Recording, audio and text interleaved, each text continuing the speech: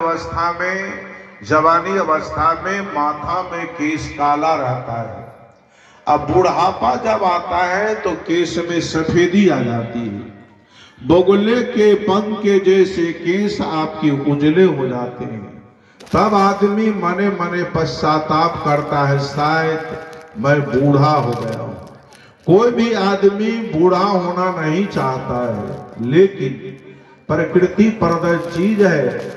शरीर एक दिन ढीला ढाला हो जाता है, चमड़ी ढीली पड़ जाती है, आंख से दिखाई नहीं पड़ती है, कान से सुनाई नहीं पड़ते हैं, सारी इंद्रियां शिथिल हो जाती है। तब आदमी मने मने पश्चाताप करता, मैं बूढ़ा हो गया हूं। कोई भी आदमी बूढ़ा होना नहीं चाहते हैं कि मैं बूढ़ा ना हूं। बहुत आदमी को मैं देखता हूं डेली दर्पण से अपने चेहरा को निहारता रहता है। सदगुरु कबीर साहब कहते, मुखड़ा क्या देखो दर्पण में, तेरा दया धर्म नहीं दिल में। तो अपने चेहरा को क्या निहार रहे हो। एक दो गो केस जब पकने लगता है तो बहुत आदमी उसको उखाड़ देता है ताकि लोग हमको बूढ़ा न समझे। कहीं ज्यादा पकने लगता है तो बहुत आदमी उसमें केमिकल लगाता है। मैं देखता हूं बराबर लोग केमिकल लगाते हैं, केस काला करने वाला तेल लगाते हैं, काला मेहंदी लगाते हैं। नहीं लगाना चाहिए। अब काला मेहंदी लगाते हैं, केमिकल लगाते हैं, जो 10 दिन में पकेगा वो 5 दिन में पक जाएगा। अब मैं देखता हूं बाजार में लिखा रहता है ब्यूटी पार्लर। हमको मठाई में जब घूमने के लिए मैं गया था उधर, तो लिखा था ब्यूटी पार्लर। एक लड़का से मैंने पूछा, बेटा ब्यूटी पार्लर माने क्या होता है? कहा साहब जी बात आप नहीं जानते हैं, ब्यूटी पार्लर माने क्या होता है? मैंने कहा मैं नहीं जानता हूं ब्यूटी पार्लर माने क्या होता है। कहा इसमें लड़का लड़की को सजाए जाते हैं, लड़की भी खूब सजाती है, लड़का भी खूब सजाते हैं। कबीर साहब ने बीजक में कहा है, जही रंग दुल्हा ब्याहन आए, तही रंग दुल्हन राचे हो। जिस रंग में दुल्हा आता है शादी करने के लिए, उसी रंग में दुल्हन भी अपने आप को खूब सजाती है। और एक लड़की लड़का को सजाने में 10-10 हजार 20-20 हजार रुपया का फीस है ब्यूटी पार्लर वाले। लेकिन अंतोगत्वा मरने के समय में सब सिंगार आपको उतार लिए जाते हैं। जीवन में हाड़ा लाल पीला कैसा कैसा आप पहाड़ा पहने सब उतार लिए जाते हैं। अनेक प्रकार के सिंगार से लोग शरीर को सजाते हैं। मेरी माँ बहन भी सजाती है। कितने कल मैं आ रहा था बस में, एक माता जी को मैंने देखा नाक में बुलकी पहनी हुई थी। अब उसको बड़ी मुश्किल, अब मान लिया जाए नाक में नेटा हो जाए तो कैसे वो झाड़ेगी, बड़ी मुश्किल है। ऐसे मुंह चटपटा रही थी, बड़ी मुश्किल है। और पैर में भी लोग माता लोग ठेसा पहनती। ये कौन गहना है? ये ठेसा है। ठोर को भी रंगाती है, हाथ को रंगाती है। इसलिए अपने आप कितने लोग रास्ता पर चलते हैं ना, तो अपने कपड़ा को निहारते रहते हैं, मेरा कपड़ा बढ़िया है कि नहीं। इतना नील तीनों पाल है। और बहुत आदमी हाथ को ऐसे मोड़ते भी नहीं है, कहीं कुर्ता का लोहा न कहीं टूट जाए। अंतोगत्वा आपके सब श्रृंगार उतार लिए जाएंगे, सब कपड़ा उतार लिए जाएंगे। अंत में सफेद कपड़ा से आपको ढका जाएगा। सदगुरु कबीर साहब प्रश्न करते, बताओ जी तुम्हारा माथा में जो काला केस था वो कहां चला गया? ये बकुलवा कहां से आकर के बैठ गया? सफेदी कहां से आकर के बैठ गई? भमर उड़े बग बैठे आई, रैनो गई दिवसों चली जाई। आपकी आयु रूपी सिर को 2 जबरदस्त चूहे काटने में लगे। चूहा में भी एक ठो काला है, एक ठो उजला है। काला चूहा क्या है, उजला चूहा क्या है? तो काला चूहा है रात, रात काला होता है। और उजला चूहा है दिन, दिन उजला होता है। अभी कौन चूहा का पार है? अभी काला चूहा का पार है।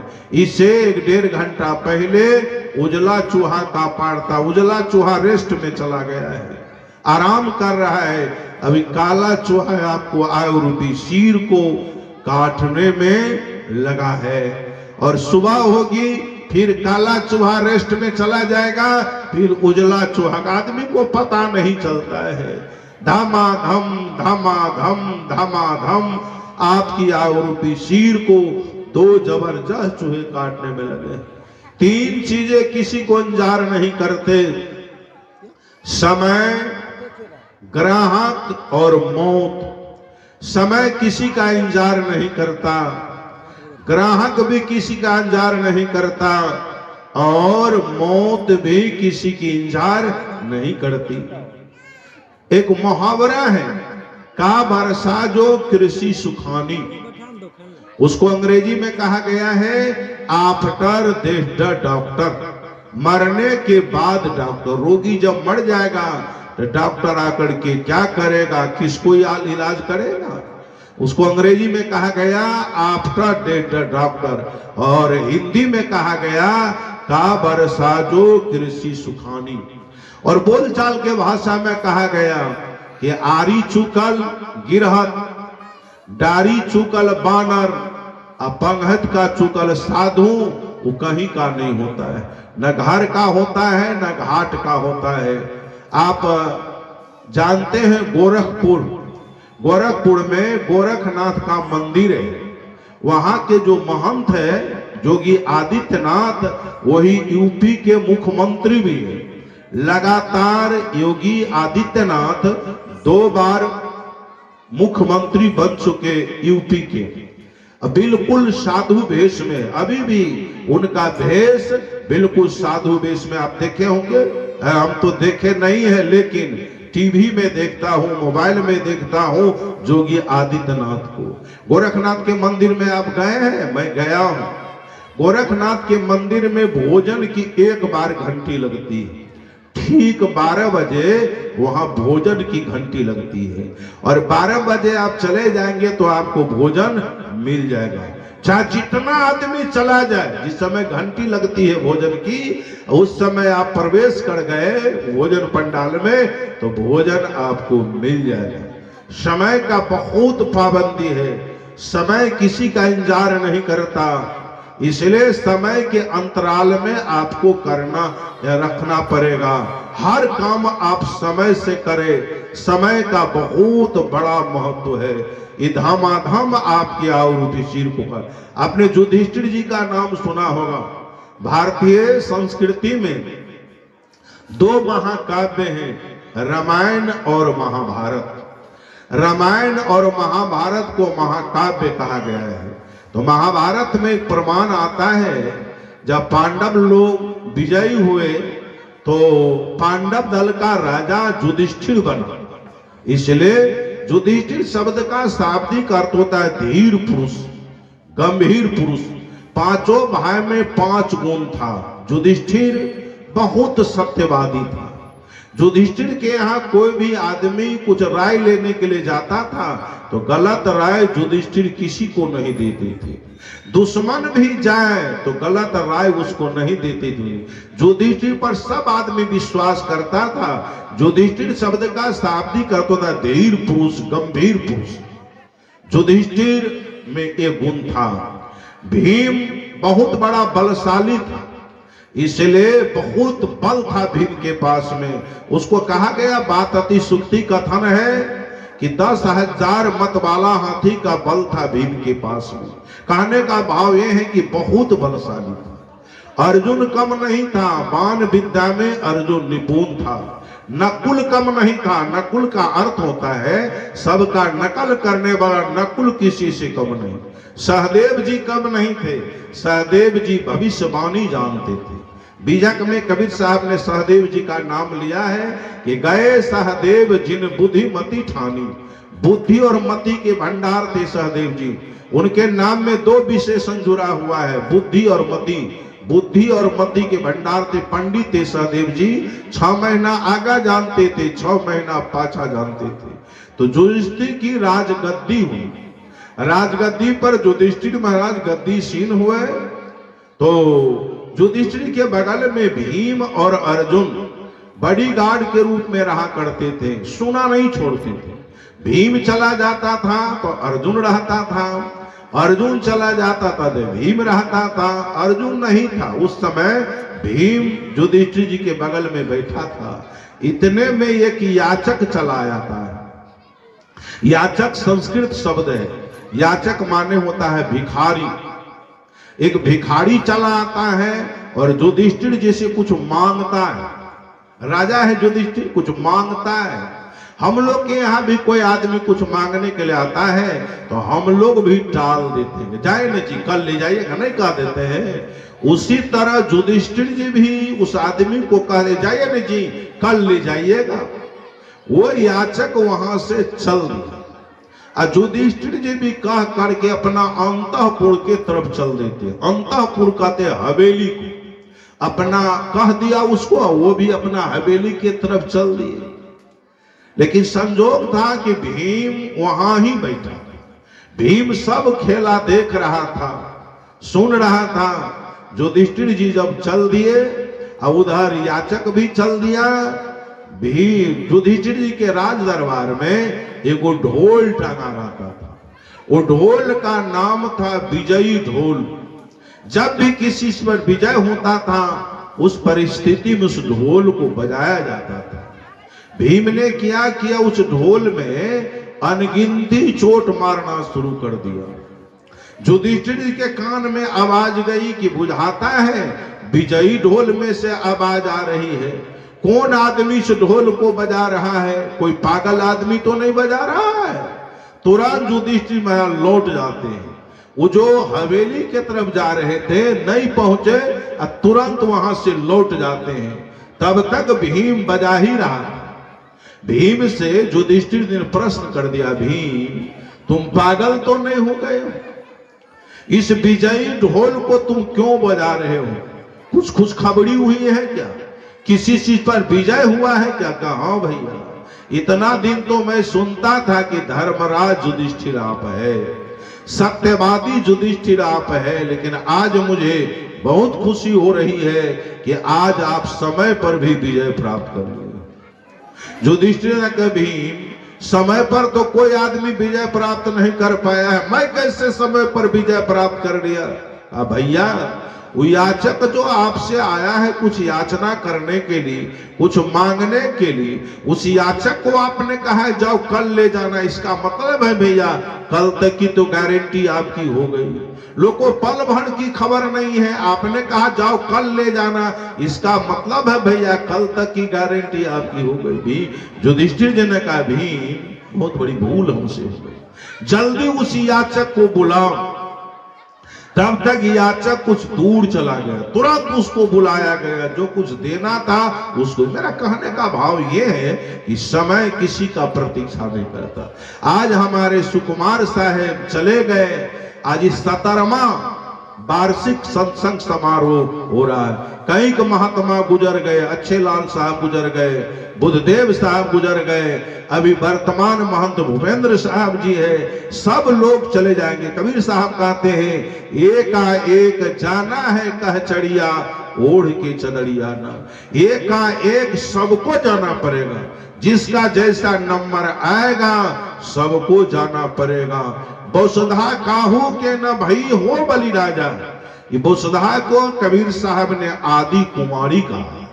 कोई ऐसे उम्र दराज आदमी मंच पर हमारे बरियाही साहब कह रहे थे कि हम 93 बरस उम्र हो गई है। सौभाग्य हम लोग का, इनकी 93 बरस उम्र हो गई है, अंतिम समय है, लेकिन कितना दिन तक रहेंगे? देवराहा बाबा बहुत दिन तक जिए, कबीर साहब 120 बरस तक रहे, लेकिन जाना तो सबको पड़ेगा। महर्षि मिही बाबा चले गए, अभिलाष साहब चले गए, धर्म स्वरूप साहब चले गए, बड़े बड़े दिग्गज लोग आए संसार में। संसार को छोड़ करके रहना नहीं, देश वीराना है। ये वीराना देश में हम लोग आए हैं, सबको जाना पड़ेगा। जन्म ही मौत का कारण बनता है। जन्म को आदमी रोक सकता है, लेकिन मौत को कोई आदमी नहीं रोक सकता। आगमन को आदमी रोक सकता है, लेकिन प्रस्थान को कोई नहीं रोक सकता है। युधिष्ठिर महाराज से यक्ष ने पूछा था कि संसार में सबसे बड़ा आश्चर्य क्या है? संसार में सबसे बड़ा आश्चर्य क्या है? युधिष्ठिर ने कहा था कि आदमी जन्म लेता है और मर जाता है, ये बहुत बड़ा आश्चर्य है। इसलिए जन्म ही मृत्यु का कारण बनता है। साहब ने कहा आया है सो जाएगा, राजा रंग फकीर, एक सिंहासन चढ़ी चला, एक बाधा जात रंगी। जो आता है उसको जाना पड़ता है, चाहे राजा हो, रंग हो, फकीर हो, आया है सो जाएगा, राजा रंग फकीर। लेकिन साहब कहते एक सिंहासन चढ़ी चला, एक बाधा जात रंगी। एक आदमी सिंहासन पर चढ़ करके जाता है, एक आदमी जंजीर में बंधा कर दे जाता है। सिंहासन पर चढ़ करके जो जाता है उसका मतलब क्या होता है? जंजीर में बंधा करके जाता है उसका मतलब क्या होता है? समाज में एक आदमी मरता है, उस आदमी के नाम पर लोग आहा फलना आदमी बड़ा आदित्य सुकुमार बाबा का नाम अमर है, अच्छे लाल साहब जी का नाम अमर है, समाज में ऐसा काम किया। गांधी जी चले गए, राजनीतिक क्षेत्र के महापुरुष हुए गांधी जी, गांधी जी का नाम अमर है। विश्व के बहुत बड़े विद्वान आइंस्टाइन ने लिखा कि lives of great man all remind us we can make our lives sublime in departing leave behind us footprints on the science of time. सभी महापुरुषों की जीवनियां हमें याद दिलाती है कि हम भी अपने जीवन को महान बना सकते हैं। जब हम महान होकर शरीर को अंत करेंगे तो हमारे पीछे समय रूपी बालों पर हमारे आचरण रूपी पद चिन्ह रह जाएंगे और उन्हीं को लोग अनुसरण करेंगे। Good character is the main foundation of life. सदाचार जीवन का प्रधान स्तंभ है। सदाचारी आदमी, चरित्रवान आदमी चले भी जाते हैं तो उसका नाम संसार में अमर रहता है। रुपया में, 2000 में महात्मा गांधी, 200 में महात्मा गांधी, 500 में महात्मा गांधी, 100 में महात्मा गांधी, 50 टकिया, 20 टकिया, 10 टकिया, सब में गांधी। गांधी जी चले गए लेकिन गांधी जी का नाम अमर है। गांधी जी की मां कबीरपंथी थी। गांधी जी गए थे घूमने के लिए काशी कबीर चौड़ा। गांधी जी को बैठने के लिए कुर्सी दी गई, कुर्सी पर नहीं बैठकर गांधी जी जमीन पर बैठ गए। वहां के लोगों ने उससे प्रश्न कर दिया, आपको बैठने के लिए कुर्सी दी गई है, कुर्सी पर नहीं बैठकर आप जमीन पर क्यों बैठ गए? गांधी जी ने कहा ये मेरी माँ की गुरु भूमि है। क्या आप कबीर को जानते हैं? मैं तो नहीं जानता हूं, लेकिन मेरी माँ कबीरपंथी थी, कबीर साहब की अनुयायी थी और कबीर साहब का ज्ञान अपने माँ के दूध के द्वारा पान किया।